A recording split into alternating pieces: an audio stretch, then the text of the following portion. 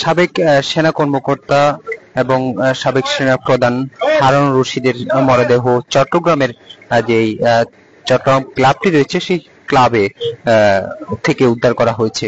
দর্শক দেখতে পাচ্ছেন আজ বিকেল 3টায় আমরা যতটুকু জেনেছি এই মরদেহর খবরটি প্রশাসন পেয়েছেন এবং চট্টগ্রাম ক্লাব কর্তৃপক্ষ এই বিষয়টি নিশ্চিত করেছেন এবং আমরা যতটুকু জেনেছি তিনি সাবেক সেনা প্রধান এবং সেনা কর্মকর্তা ছিলেন।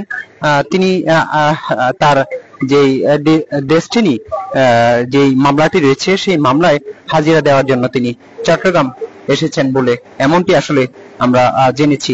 দর্শক আমরা যতটুকু আপনাদেরকে বিষয়টি জানানোর জন্য আমরা যতটুকু খবর পেয়েছি এখানে গণমাধ্যম কর্মীও অপেক্ষা করছেন তার যেই মরদেহ সেই মরদেহটি ইতিমধ্যেই বের করার চেষ্টা চলছে। প্রশাসন সেখানে এসেছেন।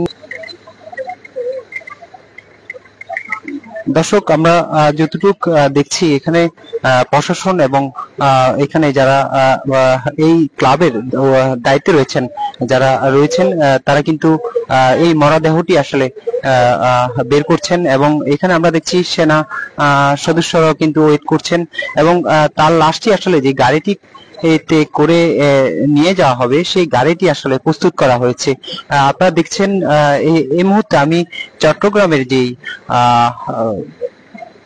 চিটাগং ক্লাব সেই ক্লাবে আসলে ক্লাব থেকে আপনাদেরকে যুক্ত করেছি। দর্শক আপনাদেরকে দেখানোর চেষ্টা করছি মরদেহটি আসলে বের করার হচ্ছে।